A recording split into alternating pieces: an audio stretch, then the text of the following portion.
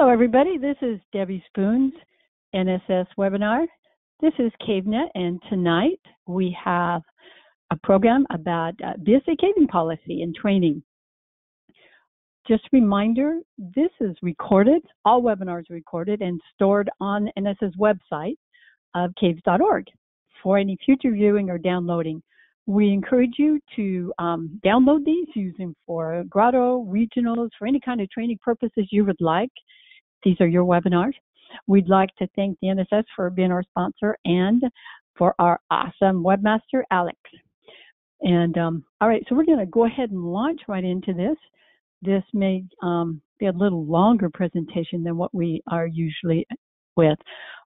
This is in two parts. One part is the training, which is the mandatory training. For those of you that are on this tonight, guess what? Yeah, the mandatory training done. Then after that, Alan will go through the policy itself. Now, the first part of the webinar is teaching people how caves are made, what lives in caves. Those of you that are cavers, sorry, this is a rehash. But this is where we teach new cavers and new people about how caves are, what they are, how delicate they are, even though they're rocks, helping them understand conservation, safety, etc. So we go through some very basics and build up to the safety, and then we launch right into Cave Safely, Cave Softly, which is the BSA training policy. Now, some of you I know have been a little alarmed. It's changed. Yes, the policy has changed, but it took 4 years to get some of the changes through, and thank goodness with the help of Alan.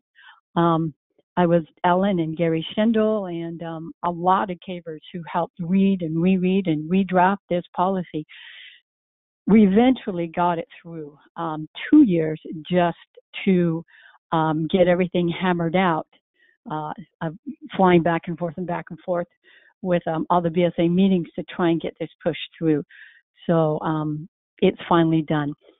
So what we're going to do is get me to pull up the right PowerPoint.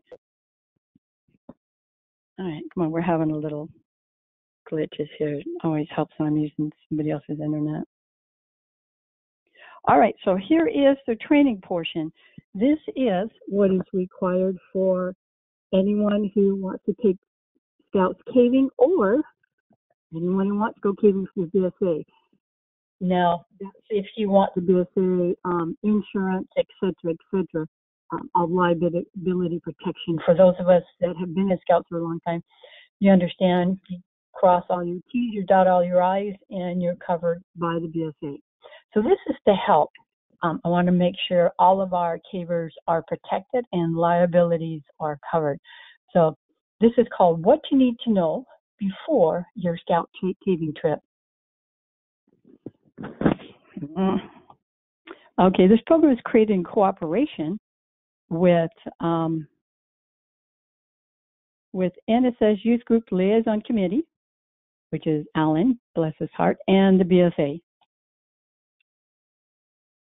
Transitions here not doing so well. Okay, liabilities and assessment. Ultimately, the safety and liability of each member of the participating youth lies with the group leaders. They're fully responsible for each member of the group, their level of participation, and their complete involvement in each step of the training. Leaders must be present at all times, participating and completing each part of the program. Groups do not advance or participate in the program in any way without their leaders. This usually goes for the supervisors. They have to be there, even though they're not cavers. They just are there to learn about caves. They have to be here for all the training. And youth group leaders should never subject their organization to the risk of caving exploration without training. Leaders must interview and be comfortable with the cavers facilitating the training sessions for their youth group participants. If you are not comfortable with the quality of training and the people who lead your group, it's the supervisor's responsibility to terminate the program. Warnings, disclaimers, and liabilities. Participating in orientation and training for cave exploration, despite all the best efforts to prepare and train individuals for caving, does not guarantee that everyone will be 100% safe. As cavers, we know that. Cave exploration is inherently dangerous and is serious injury and death could result from the use of the techniques, practices, equipment described in the training program. You are responsible for your own safety, even when using the most safe and courteous and cautious practices. Accidents can happen. You assume the risk of injury or death by using the techniques, practices, or equipment described in this training. Legal stuff. Hi, come on. There we go. Okay, Caver's motto. Take nothing but pictures, leave nothing but carefully placed footprints, and kill nothing but time. Okay, this is kind of a map of the karst area, which is where a lot of caves are, throughout the United States. This was the American Geoscience Institute gives permission to use this really cool map. And as you see, the Midwest is just mecca for caves and pits. The caves are natural openings within the earth that usually extend deep beyond the reach of light. They are found in many types of rocks, but the most common is limestone gypsum. Now, there are other caves and other types of rocks, but that's the most common. These caves are formed by water under the surface of the earth. Most caves are formed that way. You see the man repelling down. Another type of caves is sea caves. Sea caves are formed along cliffs and rocky seashores.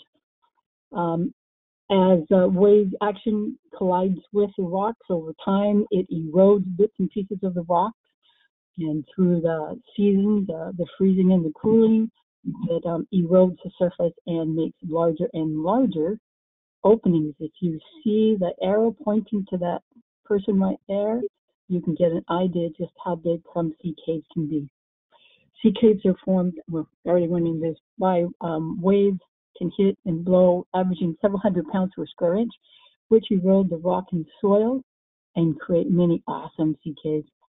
Another type of cave is lava tube. This is a Techno 9 in right by Mount Adams on the Oregon-Washington border.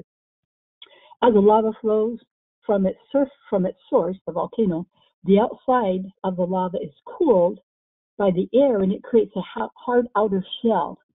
Then the lava squirts through these shells, and as the flow decreases, the hard outer shell is still intact.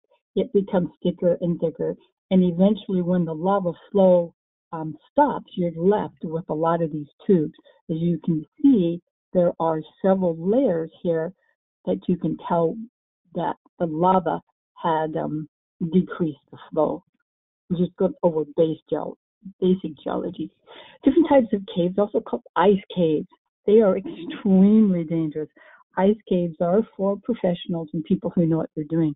The thing about ice caves is monster icicles. If you hit one of those or flip one with your rope, it can come down and cut your rope, or it can impale one of the cavers below you or yourself. So ice caves are to be taken very seriously, as all caves are. This is a glacier cave. This is Mount Rainier. This is a trip we went with Eddie Cartaya up on top of Mount Rainier. This is an awesome cave. This is the correct orientation of the cave. The picture is not slanted. As you look, you can see the different striations in the caves. Glacier caves are really cool, figuratively. Glacier caves, again, this one is in the Wrangell in the St. Elias National Park up in Alaska. Glaciers melt from the bottom up, so the rocks that are on the top stay on the top. I didn't know that until a glaciologist explained that to me. What looks like dirt up here in the corner of this glacier is actually ice. The top of it is big pieces of rock, chunks of rocks, but everything below it is ice itself. And this is another picture of an ice cave, a glacier cave. These are extremely dangerous. The river was running through it as we went by the first time. This big chunk of rock was up here, and we heard a huge crash. And on our way back, we found out that the whole part of the shelf had fallen off. This is called a frost pocket. It looks like it's in Alaska. It looks like it's awesome cave from across the valley. But when we get up there, we found out it was only 22 feet long. So frost pockets are again made by the freezing and the freezing and the thawing of water that gets in between the cracks and the minute parts, and as the ice expands and then thaws out, chunks of rocks fall off. This is a very, very simplistic explanation. I know our geologists have a much more complex, but we're just keeping this simple. Caves in the United States, Mammoth Cave itself has over 400 miles of passages. There's Carlsbad Cavern. Most American caves are in limestone. When as water seeps through the top, as water passes through the limestone, it dissolves away calcite, a portion of the calcium carbonate rock, and it carries it away. When its supersaturated water droplet hits the cave floor, it just simply evaporates. It leaves behind all the sediment, the calcite that is held in the water, and it's left behind on the ceiling and on the floor, and it creates what's called speleothems. And so we're going to go ahead and go into the amazing, fragile, and dangerous world of caves. There are several different types of entrances for caves. So some people that have never been inside of a cave before, there's many types of entrances. This one is in Texas. That one, I can't remember the name of it, but it has a huge amount of spiders. Carrie Shendel told us about. This is another cave that's right behind my house. There are several different types of entrances for cavers. This is a group of motley-looking cavers in a cave that is a geothermal cave that blows hot air all winter long. Another way to get into the cave is rappelling. This is an awesome cave in Nevada. It's a 2-level cave. There's literally a walkway around the outside, and you rappel down into the bottom to get to the rest of the cave. The study of caves is known as speleology, and our parent organization, the National Speleological Society, has that name. There are different types of formations found in caves, and these are just a few. We're not going to go over all of them because there's so many awesome ones, but just beginners and to give people just an idea, we're going to go over some common ones. Now, as water drips down from the ceiling, it's called a stalactite. And what I used to tell my students how to remember it is stalactites hang tightly to the ceiling so they don't fall out.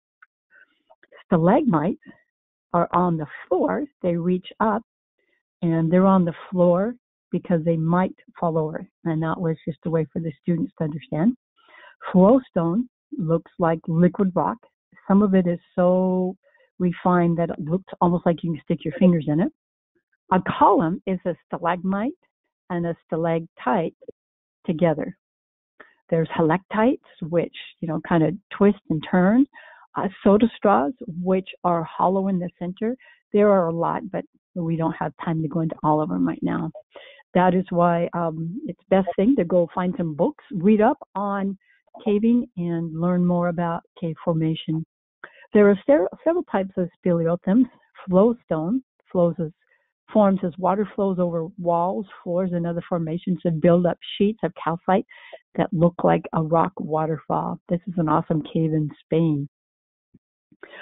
Stalagmites rise upward from the floor in the cave and passage are usually formed by water dripping on the ceiling. Okay, these hang from the ceiling as water flows down the formation and deposits layers of calcite. You can remember the difference. We just went through that. A column is when a stalactite and a stalagmite are joined together.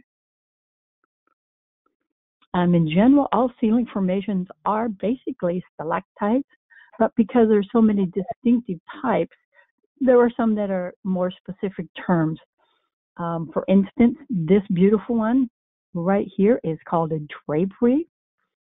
It develops when water deposits calcites in thin sheets that hangs in delicate folds like a curtain. Most of us refer to it as cave bacon. The tiny hollow stalactites, known as soda straws, are pretty interesting. They're really awesome. You find them a lot in caves that have had seismic activity. You find them on the floor. As water runs down, inside of them, it deposits a ring of calcite, and it just, you can pick them up and look through them, and they're hollow. This is a really awesome print by at Lichigea Cave. It's called the Lily Pad. You can see at one time, this was where the water level was, and the thin top calcite formations on the top. This is a rimstone pool. This is at one time the level of the water, and then the water decreased. This is a really awesome cave in Spain.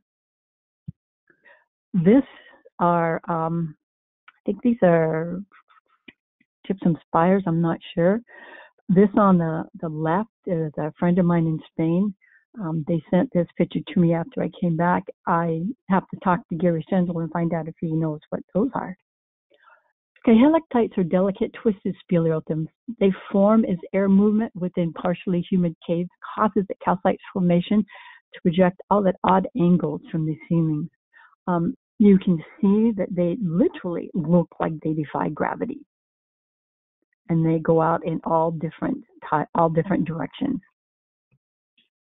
You've got aragonite hairs, aragonite spikes, just amazingly beautiful formations.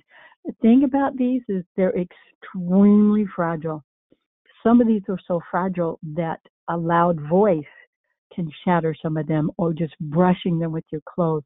So as cavers, we know to be really cautious of these type of formations, or formations in general, but especially the delicate ones. You don't want to brush it with your helmet, your pack, your shoulder, or anything, because you can destroy them. These are called blue calcite spires.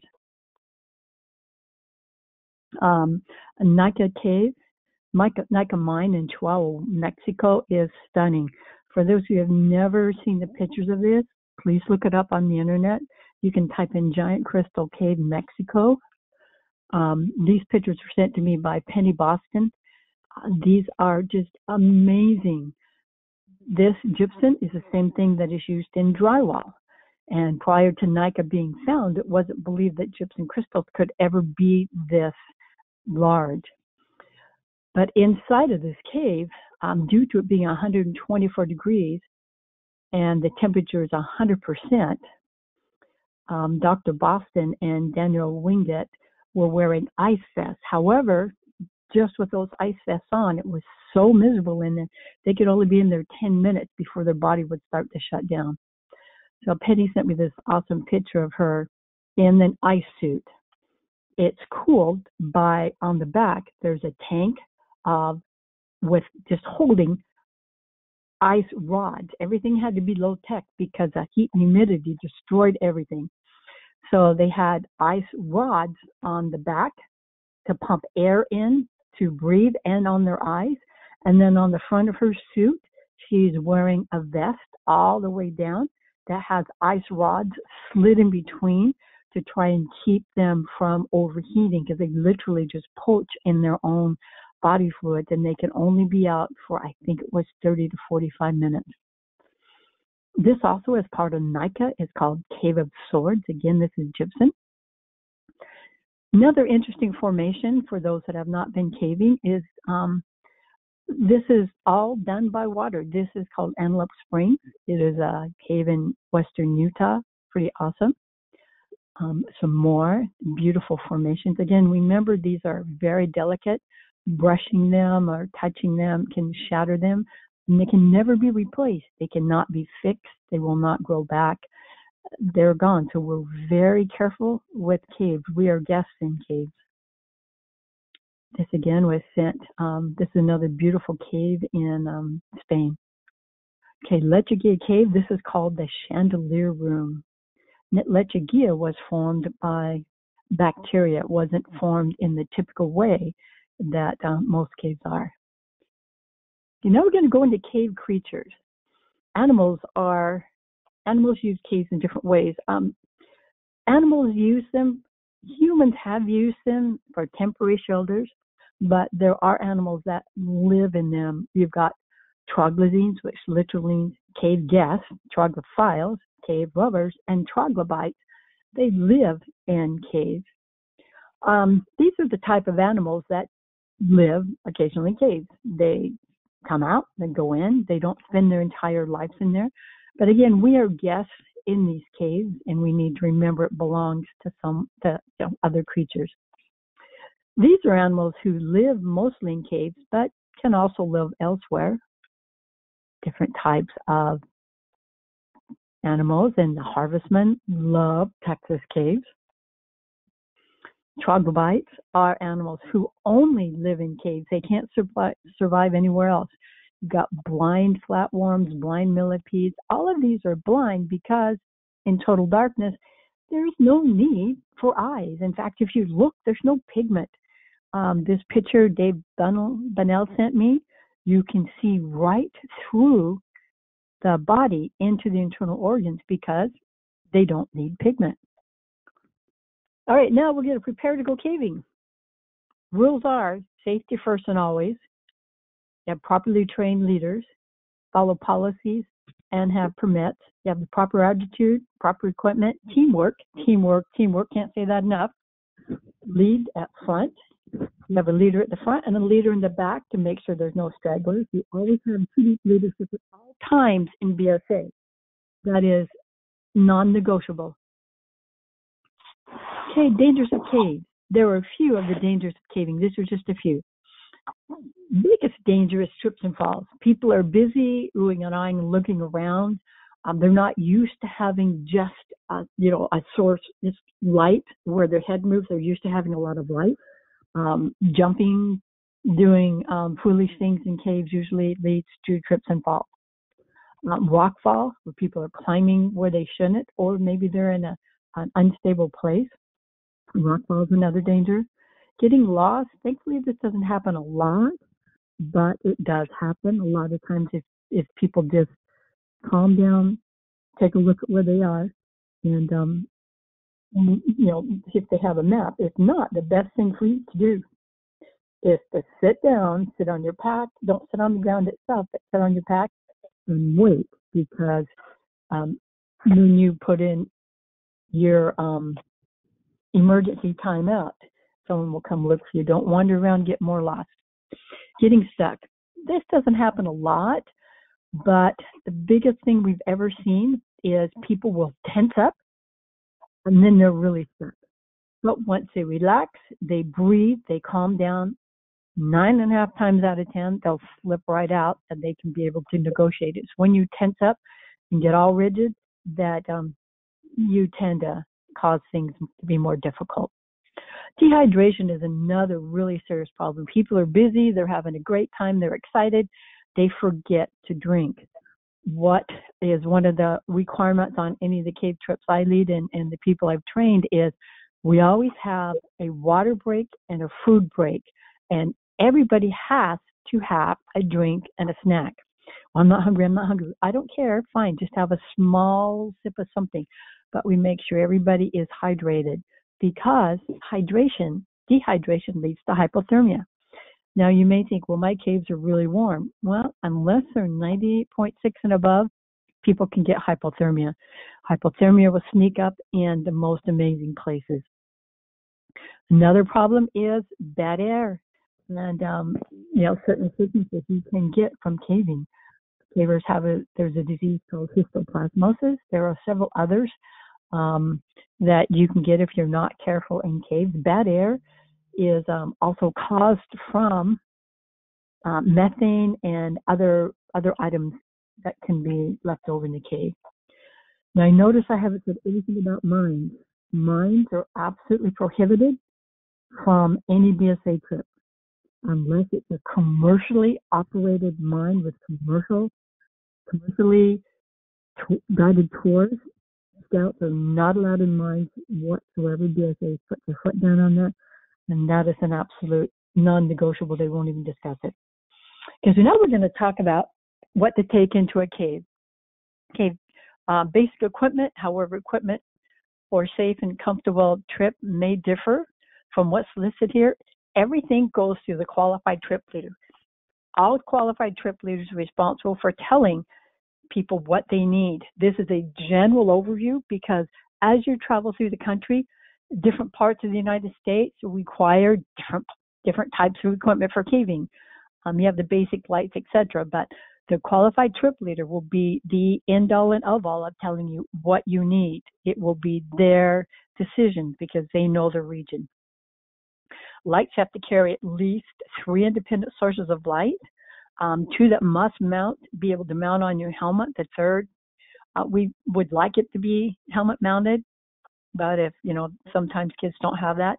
I had a caver ask me once, a young man asked me once why. I said, because Murphy goes caving. Murphy's Law, if it can go wrong, it will go wrong in the worst possible way, at the worst possible time. It will. So you always have to have 3 sources of light. Helmet. Climbing cell helmet works. You want something from impact on the side. Bicycle helmet doesn't work well because those are side impacts. You're most likely going to get hit on the top of the head. Construction helmets with a bill on them, we really discourage those because they will obscure your view.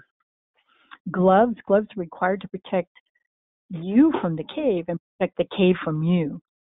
Touching a formation with dirty hands and dirty gloves are really bad. Knee pads and elbow pads, those are really highly recommended. There may be some caves that, they're not necessary, but the majority, we say, use them. They can be really inexpensive. Roller skating, knee pads, elbow pads. Walmart has some of the volleyball pads for a couple bucks. I tell kids to go to the thrift store and spend $1.50 and buy some, used rollerblade pads. Sturdy boots and lug soles to protect your feet. Ankle support is important. However, there are some caves that are water caves that wearing boots is just not, common sense. So that again is where your qualified trip leader will determine what you need to wear. Equipment used for caving. Here's some examples for people that may have never seen caving gear before. You've got knee pads, elbow pads. It's a really good caving bags. They're waterproof. And then you've got a caving harness, which is different than a climbing harness. Okay, clothing. Proper clothing is very important on cave trips. Again, your qualified trip leader is going to tell you what type you need and how to dress. But wet clothes in a cave will cause hypothermia really quickly. We always say cotton kills because it holds water up against you, doesn't let it warm up like polypropylene or any of the others. Cotton is really a serious problem unless you've got super, super warm caves. Nylon, polyester are more abrasion proof. But again, your cave trip leader will know what you should wear. And as a cave trip leader, you need to make sure that you tell people exactly what they need to know on clothing. Is a cave warm? Is a cave cold? Is it wet? Etc. Food. You need food sufficient for the length of the trip. Plus, always take a little extra because it's amazing how much more hungry kids are underground. High energy foods are good, but sugary foods cause kids to crash. We always say power bars, trail mix, nuts, things like that are good, but things that aren't crumbly. Because you don't want to be eating cookies and other things that will crumble and get on the ground because that will then mess with the ecosystem of the cave. So you want to make sure you either eat over your bag so that crumbs will fall into your Ziploc bag or whatever you have, or something that does not crumble. Caving trips are hot and everything, so durable foods, bananas, sandwiches get crushed. Bagels and energy bars are fine. Packed foods in crush-proof boxes. Tuna and the little aluminum pouches, those are really great because they're indestructible. Drinks, replacing fluids and electrolytes and staying hydrated is essential. Now, bring plenty to drink. Caving can be a physical activity, and you really do go through a lot of electrolytes, and you don't want to get dehydrated. Another thing is don't ever bring or allow kids to bring glass into a cave, even aluminum. I always tell them, don't let your mom pack you milk or soda because the milk will sour, and then the soda's going to be shaken when you open it up, explodes and damages the cave and the ecosystem, makes a big mess. So I always caution people and quiz them just before we leave what kind of food you have. Does anybody have glass? Does anybody have soda pop cans? If so, it has to be eaten before we enter the cave. Also be aware of the rules of the cave you're visiting. Some caves prohibit food or drink of any kind to enter the cave. So be cautious of that. And leave no trace. This is Boy Scouts. What you pack in, you pack out. That goes for any kind of cave trip. But we practice leave no trace all the time. First aid kit. We strongly recommend a personal first aid kit for each person. Everybody has even just a small Ziploc bag, just the Scouts should at least have a knife, gauze pad, ace bandages, garbage bag or space blanket, candle, waterproof matches. A lot of that stuff can be stored in a Ziploc bag. A lot of us carriers put some of the, our hypothermia kit in the top of our helmet. Keep this with you at all times. Accidents are not planned. That's why they're called accidents. So don't say, well, I can go back and get it. Keep it with you. Make sure you make it mandatory for them to keep it with them. If they have a Ziploc bag with some Band-Aids, maybe some moleskin or a few things like that, then as they have scrapes or bumps or whatever happens, they can take care of it. They can loan it to somebody else. The leader should have a first aid kit. We'll get into that later. Trail markers.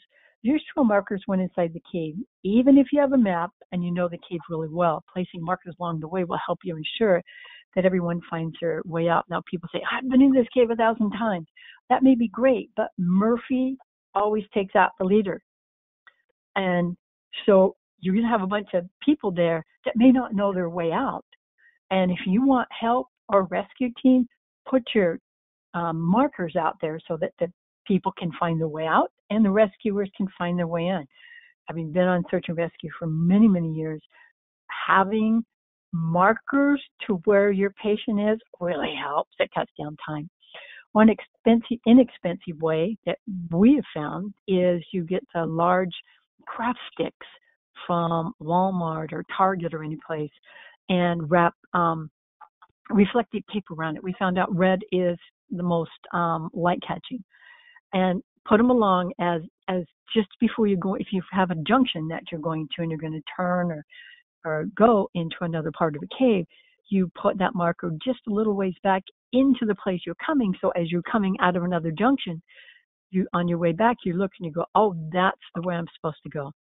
Never allow anybody to paint, mark, scratch directions into the wall. That's vandalism, and in a lot of caves that are federally protected, that is a federal crime. Disposable dust masks. Some caves can be very dusty or have a lot of guano, which is poop. An expensive dust mask will make your trip much pleasant. Even just the really cheap surgical masks can make it much easier for you and your participants. Many cavers will carry a couple masks in their helmets. What to do in a cave? Always safety first. Make sure you go through the policy that Alice can talk about next. We always say, watch your step. Never run or jump in the cave. Don't jump off anything. Depth perception is really bad, and you're going to sprain an ankle, break a leg. Also, don't bother, harass, or touch any bats, especially while they're hibernating.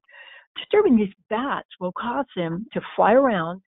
They'll use the energy storage that they need for the whole winter. And if they run out of food before winter ends, they could die before spring. Now, always keep your gloves on in cave. Okay, another to do in caves is not to do is never break formations or take anything that belongs in the cave from a cave. You never take anything. You leave everything. You take pictures. A lot of caves are federally protected. You take something out of cave, it is a federal crime. Do not make any marks. Stay away. Stay together. Always have two deep. Have two people together. Have the buddy system. Be aware of your surroundings. Be aware that cave time, which is your perception of time, is much different underground. Don't miss your check-in time. unless you really want to meet the local search and rescue team, make sure at least one person has a watch. Not necessarily an iPhone or a cell phone, because if that gets broken, it's not going to do you any good. But make sure at least one person has a watch. Leave no trace of your presence in the cave. Be respectful of the cave owner. Have fun and cave safely, cave softly. Okay, now if something goes wrong, here we're going to talk about some serious stuff. Cave rescue. Basically, for approximately every 10 minutes that you venture into a cave, it's going to take about an hour to get you out if you can't move on your own. You see how confined some of these spaces are for moving litters along the cave. Moving a patient through a cave is very slow work. It takes planning, training, and teamwork. And training and teamwork are essential for cave rescue. It is not something that comes easily. Above ground rescuers, not necessarily equipped for underground cave rescue. I've been on search and rescue for years. I've done cave rescue. Above ground rescuers are not necessarily equipped for underground rescuers.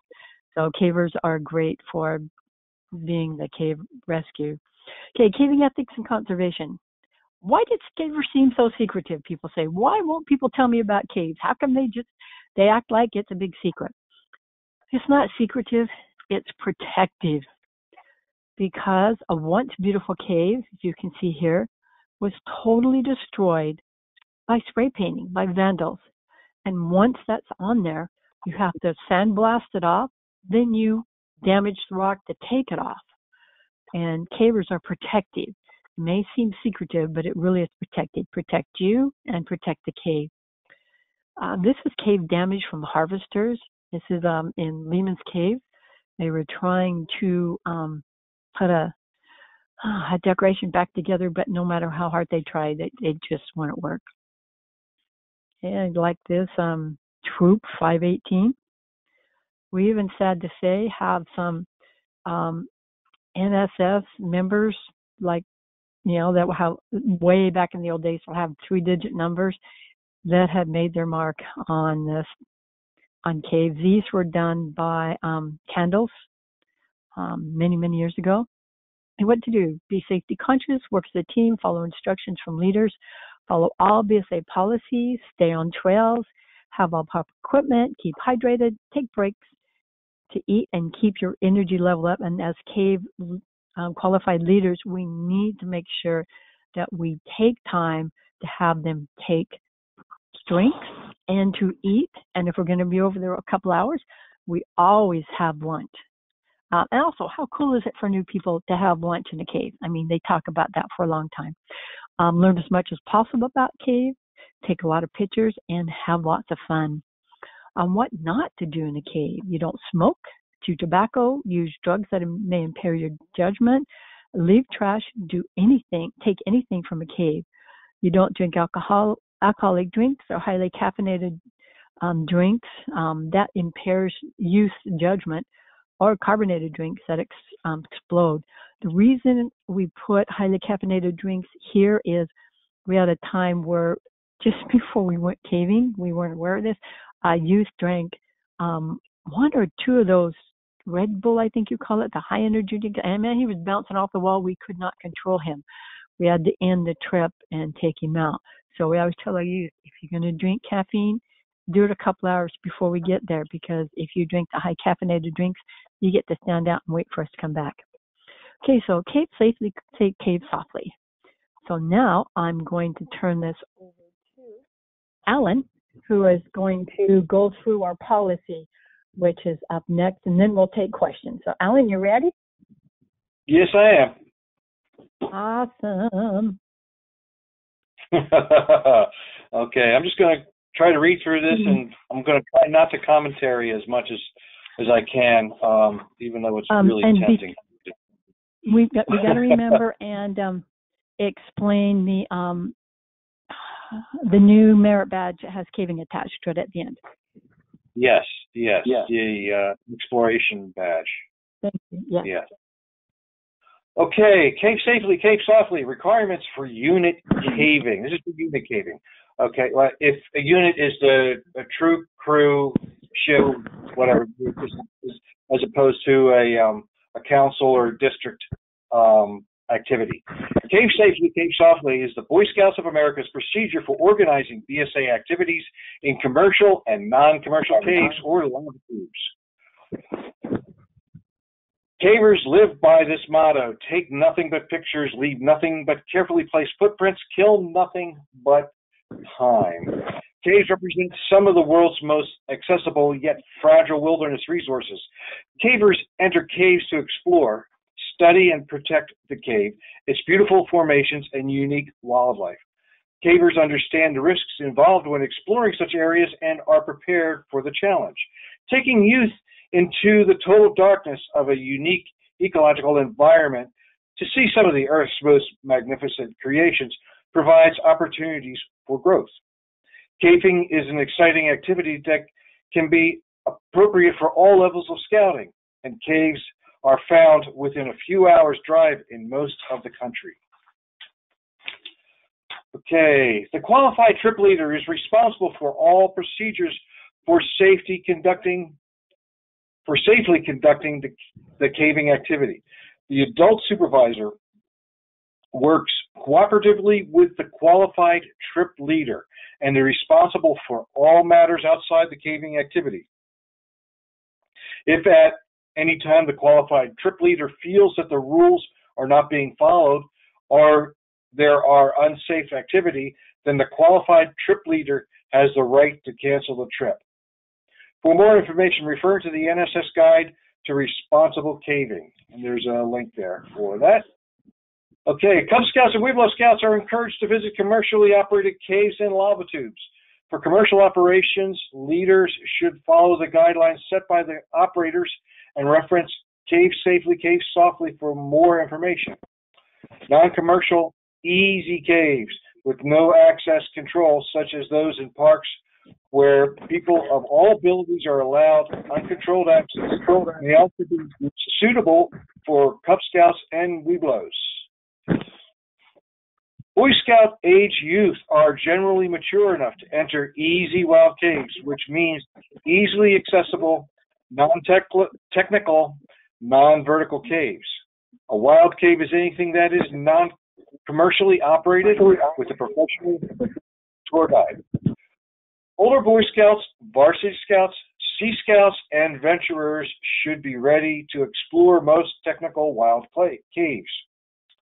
Qualified supervision. All caving activities must be supervised by a mature, conscientious adult at least 21 years of age who understands the risks inherent to these activities. This person knowingly accepts responsibility for the well-being and safety of the youth in his or her care.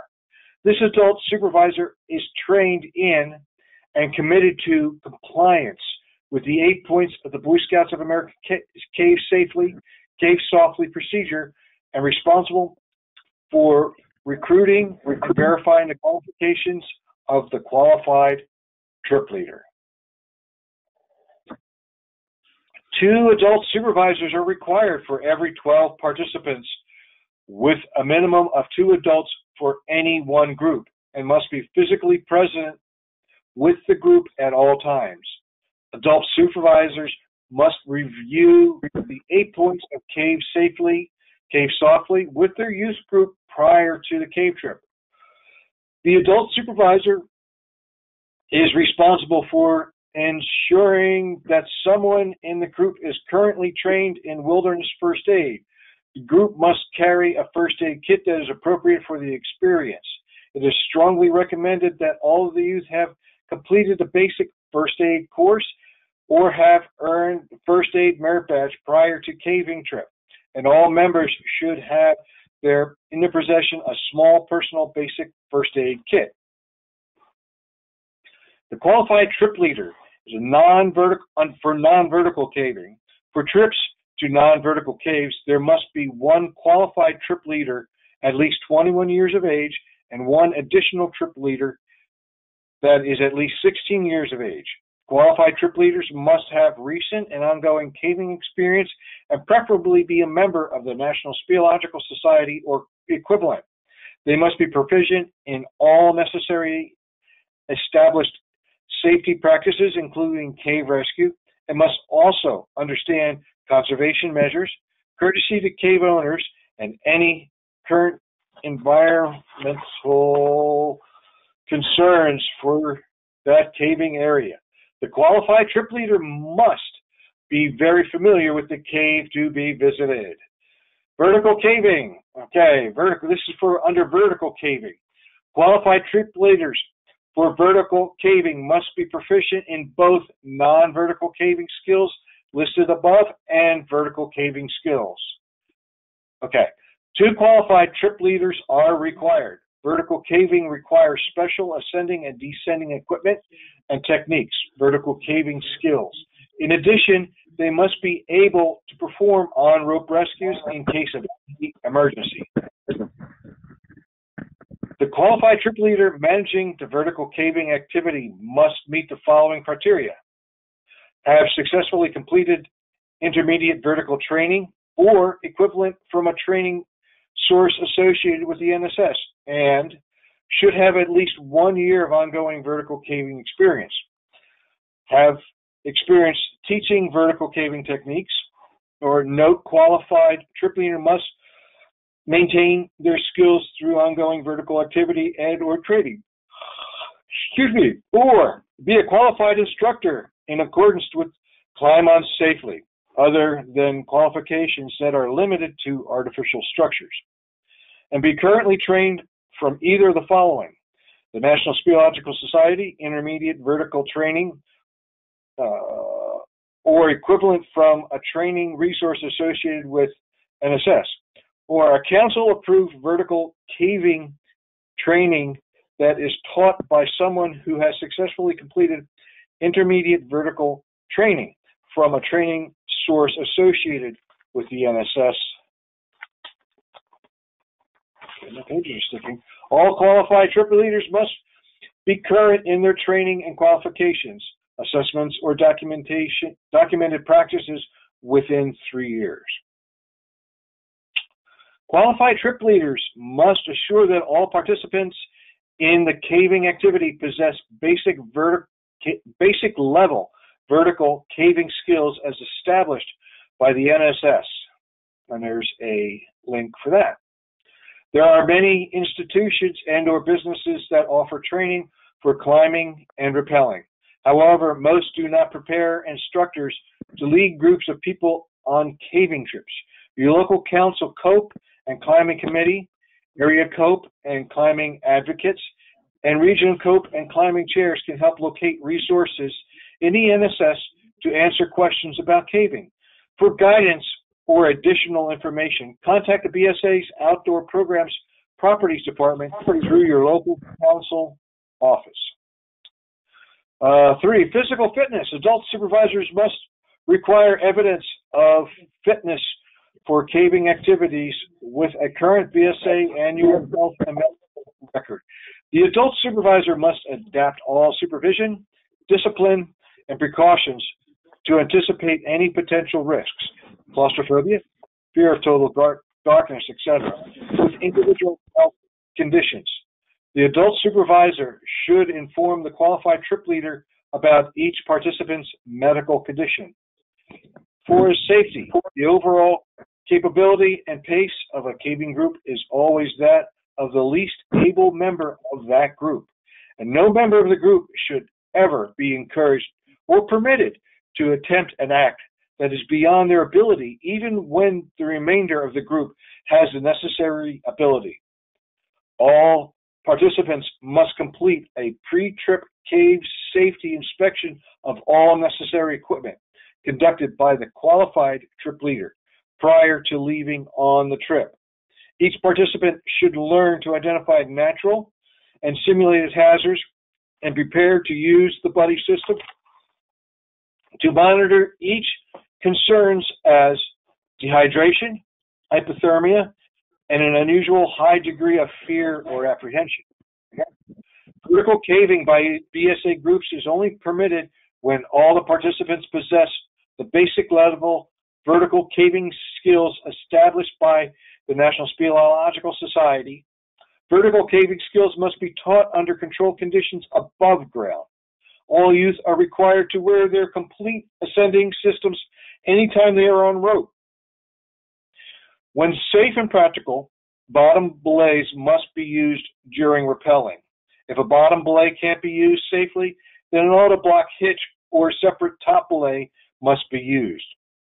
For safety reasons, a hand line should be used on slick areas or for short scrambling climbs. If there is a steep area to be down climbed that is more than approximately 2 body lengths, then vertical gear and training is recommended. Equipment. It is the responsibility of the qualified trip leader to ensure that all equipment is appropriate for the cave being visited and that each member has has all the required equipment prior to leaving for the caving trip. Under no conditions should any member of the group be permitted to enter the cave if they do not have all the required equipment in their possession. No sharing of equipment, of required equipment, is what that means. Required personal equipment. Qualified trip leaders will set final requirements for personal equipment. Okay. Excuse me, I just need a sip here. You want me to take over? No, I got it here. Wear a helmet with a quick release clip. Should meet UIAA or CE standards. Have 3 sources of light. 2 headlamps securely mounted on the helmet and another headlamp easily accessible. Sets of spare batteries for each headlamp. Wear proper clothing for the environment. Consult qualified trip leader. Gloves with fingers. Appropriate footwear as specified by the qualified trip leader. Knee pads and elbow pads are strongly recommended. Strongly recommended. Small personal first aid kit. Appropriate food and water. Small loud whistle. Hypothermia kit, large plastic bag, matches, and a tea candle. Other emergency essentials as required by the qualified trip leader. 6, planning. All members of the trip must have completed the Cave Introduction Training Program on the NSS website prior to their caving trip. And then that's you have the to one see that everybody just completed. Yes. When planning, remember the following. Share the caving plan and the alternative activity with parents and the unit committee. Secure the necessary permits or written permission for using private or public lands. Qualified trip leaders plan for the caving portion of the activity. Group size should follow regulations established by the managing jurisdiction for the cave. Groups entering wild, unimproved caves should not exceed 14 individuals total, including adult supervision and qualified trip leaders. If the group is larger, then additional qualified trip leaders and qualified supervisors must be recruited to subdivide the group. Remember that each group must have the gear and supplies to function independently of one another. The qualified trip leader must have an emergency plan that includes contacting rescuers in the event of an emergency and must be shared with the entire group. The adult supervisor must leave specific information about caving trip with 2 responsible persons before the group leaves on the trip. This information must include the GPS location and the name of the cave map, if available, length of time in the cave, time you will call to advise that you are out of the cave, roster of participants and their emergency contact information, what to do if you become separated from the group. Phone number for emergency services in the trip area in case you do not return on time. Number 7 is conservation. Always practice leave no trace. Pack out what you packed in and never take anything out of a cave that belongs in it. Never spray paint or write or mark on any part of a cave. Never remove anything from a cave. This is a federal crime in many caves. Do not touch cave formations with bare hands or dirty gloves, as contact can interfere with future growth of the formation. Always remember that you are a guest in a cave, and cave life must never be disturbed or removed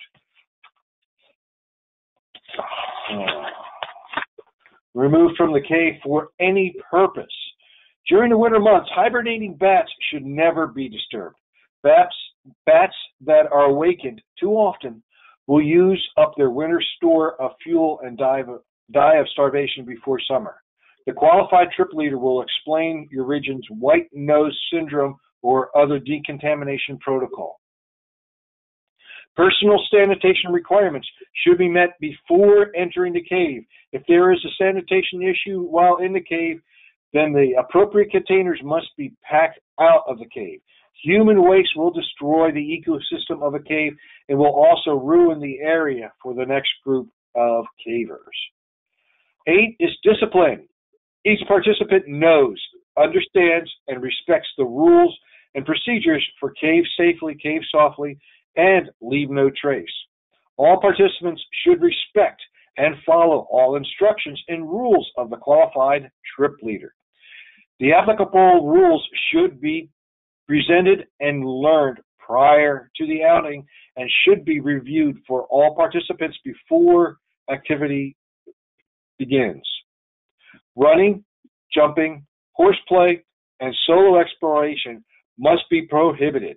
These actions jeopardize not only the individual, but also the entire group.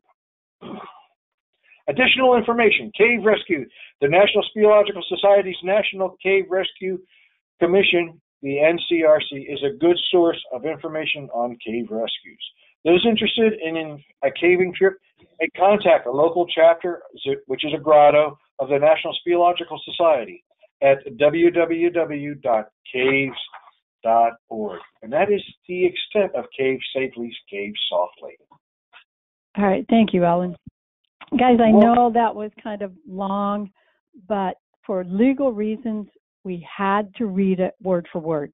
A lot of scouting is legalities, sad to say, believe it or not. But we want to make sure that we protect you guys, make sure that all the T's are crossed and I's are dotted. So all of you on here now have completed your requirement for the training. This is it. And if you have other people that need the training, they can watch your webinar and they've got it. Okay, so what we're going to do now is we are going to open this up for questions because I know a lot of people are going to have questions. We were bombarded a while ago with a huge amount of questions and a few misunderstandings on the CAVE program. So what we want to do is, and I'm sorry I'm flipping through screens here, is we want to be able to answer all those questions right now and get everything straightened out so we can get back to, so that we make sure everybody understands what's going on. All right. Okay, it says, this is from David Worthington. Hi, David. Would there be a merit badge for caving? No, we've worked on that and twisted arms and everything we could. No, they won't let us. But there is an exploration merit badge that has several different facets, and one is caving. So you can, in fact, Bill Steele was telling me he's on, I can see he's on now. He is one of the merit badge counselors for that. And he was telling me that, you know, he's done several people on that. So there's not one for caving, but it is part of the exploration merit badge. We've for years tried to get that pushed through and have never been able to do that. Let's see. Exploration Merit Badge can be earned by Scouts through caving. Adult cavers can register to council this merit badge through their local council. Exploration Merit Badge publication is 35779. Thanks, Bill. What we would is plead with all experienced cavers to please be a Merit Badge counselor, because all you'd have to do is the part of the caving. And you could help a lot of Scouts to be able to get the Exploration Merit Badge because caving is part of it. So I would hope that you guys would go ahead and do it. It's really not that much. It doesn't take that lot of time. It doesn't cost you anything, but it would help youth out a lot. Okay, see, Jean says, overall, a very good and comprehensive presentation. Thank you, Jean. All right, so other questions. Oh, here's a nice one from Bill. Please send them in because we know a lot of people have them, or you can email them to us. Alan is the chairman of the Youth Group Liaison. You can go to the NSS website, contact me through the webinars, and Alan through the Youth Group Liaison. I also want to say, those cavers out there, we need representatives through the Youth Group Liaison. We need people to be in charge of regions. We still have several regions that have not been filled. If you could find it in your hearts to please contact Alan to be part of the Youth Group Liaison to help our future upcoming cavers. We'd really appreciate it. Okay, Bill says, Bill is great. In fact, Bill retired from, not only is he the SWATLA superstar, but he retired from BSA. He is our resident expert on everything BSA. But he says, a wonderful experience for legal scouts ages 18 to 27 is available for 4 Eagles annually by applying through the National Eagle Scout Association's World Explorers Program. Those selected to go to Mammoth Cave National Park, oh, I heard about this, it's awesome. Those selected go to Mammoth Cave National Park and participate on the Cave Research Foundation expedition and spend the week with top cave explorers and cave scientists from around the world and the world's largest cave. This is kind of like an intern program. It's really awesome. Cave scientists and the world's largest cave. Next year will be the 4th year that this program is going, and the application deadline has passed, sad to say. Watch the NSS Facebook page next September for the announcements for 2020 opportunity. That I heard about and I read about. That is amazing. If you have caver families that have youth or you know of youth, this is something that is just incredible. So if they're Eagle Scouts and they're over 18, this is a really incredible opportunity for them. Is this a final project or a late draft? I know a few spelling grammar errors. Yes, please let me send those to me. It is the final draft. We thought we got them all. My apologies if we missed them. We have been over and over and over and over this. In fact, I've had cavers from all over the nation.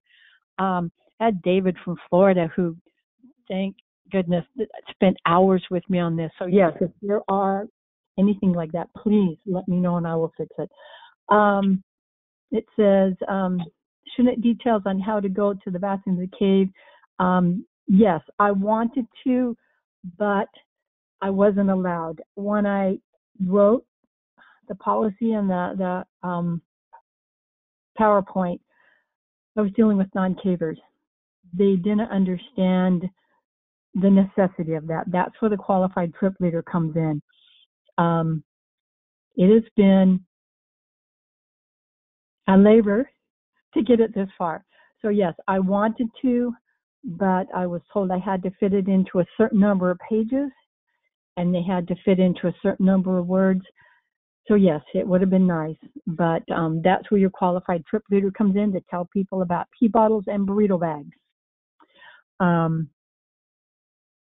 Let's see. Mike Harris would like to know if there is age requirement for wild caves. We had a rule of age 14. No, The reason I changed it, if you know anything about legal, shall means you don't, the word shall means you don't have a choice. The word should means we highly recommend it. I took out the shall be 14 because a lot of our caver families, kids are experienced by the time they're 12. My granddaughter started caving at 8, so did my son. And so it's should be when they're mature enough, they should be. So read the policy again and understand that I tried not to really infringe a lot on the tag area and on those of us that are caver families. So it says that the Scouts and Weeblos are encouraged to visit commercially operated caves and lava tubes. Guys, I fought really hard to make sure encouraged, not required. So that would be up to the trip leaders and the qualified supervisors knowing their own kids. So that is if you feel that they are mature enough and capable enough, or if they're a caver family and they know what they're doing, yes, by all means, make that decision. There is nothing that there is a requirement. I really made sure there was nothing a requirement because my granddaughter at age 8, Gary, took her caving. And then I've taken some scouts along with me that are from caver families, but they were younger than 14, but they've been caving since they were little. So no, there is no required. What specific NSS training publication are you referencing for the intermediate vertical training? There is a link farther up on here. And then also if you go to the vertical section of the NSS does have a vertical section. I had to refer, for legal reasons, I had to refer to a actual document. We also use some of the JSS, the Junior Speleological Society information. So the reason we have links in here is we're trying to link things through the NSS because we wanted to make sure that we had cavers helping to train cavers. Again, excellent overall. Thank you. Okay, other questions, cavers, before we end this? I know some people were concerned that this would prohibit them from taking kids into certain types of caves. That the only prohibit is vertical caves. If the youth aren't trained and proficient above ground, all the party has to be able to proficiently do vertical and descending. Okay, the caves, as long as you know the cave well and you know the things that can happen. We want to make sure that people understand that you are responsible for getting the kids in and out. So if you get them in, you've got to understand all of the things that can go wrong and have plans for hypothermia, for maybe flooding, or you've got to know that cave well enough that you understand the hazards that go along with the cave. Now, can you withstand Murphy? No, not everybody can, but it's just a common sense.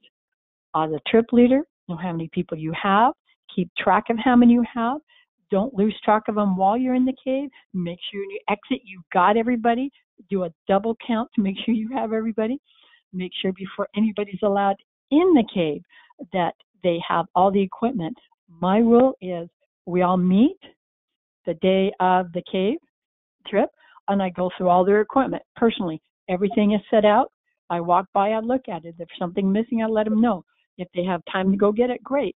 If not, and there's not an extra one, and that's something essential, they were told ahead of time that if they didn't have the right equipment, they would be on the next caving trip. You cannot allow a youth into a cave that is not equipped, because if something happens and there is a problem, you will be held responsible. So you've got to make sure that before you enter that cave, your youth have all the equipment. Now, if you're the caver and you're being asked to help from another unit that maybe you don't know, which I do a lot, and Alan is amazing for taking so many groups out. I still make it mandatory that I go through all their equipment. It doesn't take very long. make sure everybody has what they need, and then we're off and going. I hope that helps everybody understanding what the qualified trip leader is. We do mandatory 2. You need one at the front and one at the back, because if you have one at the front, but then you got a bunch of crazy adolescents by themselves at the back, that is not good. That's why we have front and rear leadership. That's not counting your 2 supervisors. Excuse me. It says, what do you do with the lock? What do you do with the locking key when you go into a gated cave? What we do is, it's a cave I've been to before, so I understand how it works, is I will, on some of the caves, it's mandatory that you lock it as you go in, and then you can, unlock it as you leave. It depends on how your cave gate is set up. If you have a lock and a key, and the situation is that you can't lock it and then access it from the inside, then you're going to need to find a place to stash those where everybody in the trip knows where they are, but outsiders can't find them and lock you in. So that's a case-by-case situation. Most caves we've been in, you can access and unlock them from the inside to go out. That was a good question. Thank you, Gary. Any other questions before we call this a night? I know we've got a lot of people on here. This was made to be as generic as we could and still cover as much as possible, because the different regions where I live, we have alpine caves, cold all year, icy all year. But then you go down south, you've got the nice, cool, warm water caves. So everything's different. I'm an experienced caver and scoutmaster. Can I serve as qualified trip leader and one of the 2 leaders required for scout trips? You can be a qualified trip leader. You just look at the qualifications and that are listed at the top. We divided the caves into vertical and horizontal because it's very important. Some cavers don't ever do vertical caves. In my area, most all the caves are vertical caves. So if you're an experienced scoutmaster and a caver, then and you meet the qualifications, then yes, you can. And the reason the second person qualified caver can be 16 is a lot of us will have our kids come help that are, experienced cavers. And we wanted to make sure that we didn't make it too difficult to get a second caver. Okay, any other questions before we take off? Alan, questions that you've been asked on this? No, not yet. And if anybody has any questions directly for me, you can reach me at nssyouth@caves.org. And again, we ask everybody to take a look at the exploration badge and to become a counselor. It really is surprisingly easy. There are some things that you have to go through and know that the kids have to know, and you can teach them. What a great way to teach a whole new generation about caving. Our next generation of cavers, we want them to be safer, smarter, more conservation-minded. We are teaching the future. We are teaching the next Bill Steels and other people like that. So who we can teach now are going to be our leaders in the future. So that's why Alan and I have spent a very, very long time, along with Gary and a lot of other people, to get these programs through and to try and reach out to youth. All right, if no one has any other questions, this is your last chance. Please email them to us, and we will answer them. This will, and then this webinar will be recorded and stored on the NSS website. Our webmaster wizard, Alex, usually has it within about 48 to 72 hours, have it posted. It'll be on caves.org for any future downloading. And then we're going to see if we can also get it linked to the youth group liaison site so that they can have the training and the policy all in one. Okay, if there's no other questions, thank you very much for showing up and for taking your time to learn about this. We really appreciate it. And we want everybody to have happy holidays and everybody cave safely. Have a good night.